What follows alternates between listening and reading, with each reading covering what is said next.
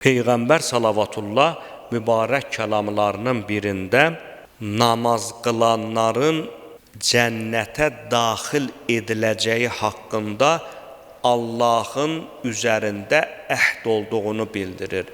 Əhd o deməkdir ki, söz vermisən, gərək əməl eləyəsən. Peyğəmbərimiz də buyurur ki, Allah namaz qılanlara, həqiqi namaz qılanlara vədə verib. İnnəllaha la yuxliful mi'ad. Allah da heç vaxtı öz vədəsinə xilaf çıxmayacaq.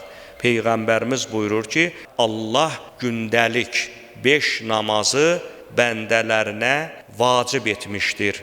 Hər kəs onları qılarsa, onlardan bir şey artırıb əskilməzsə, namazlarını yüngül saymazsa, yəni təkcə namaz qılmaq şərt deyil ha, gərək namaz şəriətin təyin etdiyi hökmlər əsasında qılınsın və namazı gərək yüngül saymayasan.